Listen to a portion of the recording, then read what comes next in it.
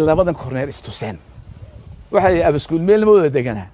warna iskuma seegno haddaba inagu meel ma wada deganaa weli waxaan dhehnahay meel ma wada deganaa war iskuma seegna wax iska iibiyeen haddaan ahay Muuse mar labaad ordi maayo 2 sano dooniya oo extension kabacdi adan ku sharaxaya madaxweyne noqonaya second term-kay laba xusbo yar ayaan ku soo saaraya oo adkayso codka horta waxaas ku sheekaystaan هذا الرئيس ما وحلا الشعب جينا ما يتعسي نص عنيسة وحنا قبضنا ما يتع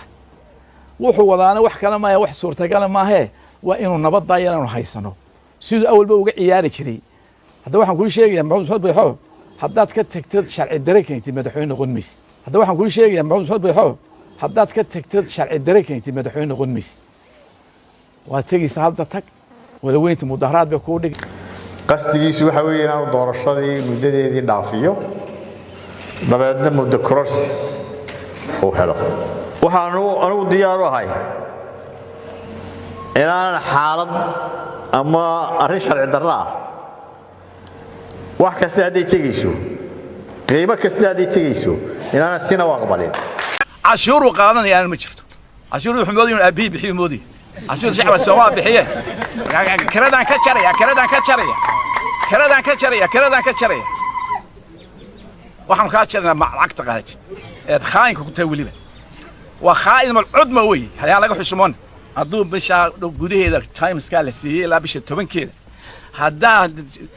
gar qaadan waayo madaxweyne noqon maayo uu ka tagay Muuse uu ka tagay madaxnimo iyo sharci uu ka tagay hada waxaan u sheegaynaa haduu sharci ka tago sharci uu ka tagay waxa uu ku dhaqaaqo annaguna sharci ku kala soconay madaxweyne noqon maayo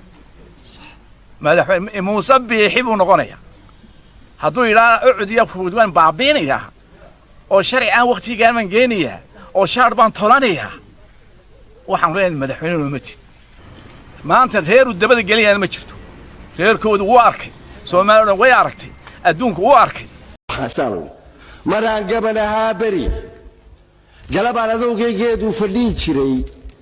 sheeko kooban kaga guray wuxuu yiri guyaal hore boqor geesalaa jiray oo goostay waligii ilaa inta lagu garan fule waagadiise wuxuu goorba hubiyo gedfo oo cumaamado gadxiir baa sirtii helay godob buusa taransaday garashadu u sabab tahay nin gafaana laga dhigay hadduu gaabsan waayana inuu gowrac jiro maqal hadbagiirka loo kici goldololadu helay inay gudubta loo diintay isla waa gartiisay warguntabay la foolqaan hadbagaadka meel dhigay goobyaalka leylkii kolkay gama iswaayeen gol xarugtiisiyo gurigii ka soo bood gudcur beegsay duurkiiyo geliya dugaagale wuxuu gabi dhacleeyaba kolkii waagu gala ciidi geed hoosti faadfaad sida bahal goddeer quday dabadeed gafuurkiiyo gadka ciidda saariyo goofkii sirtuu helay gaagaabsi ugu sheeg dunucdiina gaadhsii inuu boqorka goojaa madax goodir leeyahay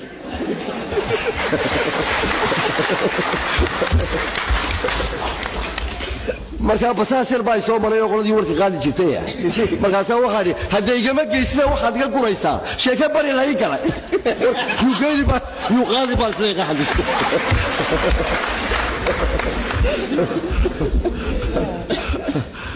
haday igama geysna waxaad iga guraysaa sheeka bari la ii galay geesigu warkiisi ku qabulay kolkuu galay darbihiisa laga duul gabigiis fuday duqoy goobtiina aasiyo ka hurgufay guyiisii galbay oo ka sii socay ka gadaala meeshii laga goortii roob helay geesaa ka soo baxay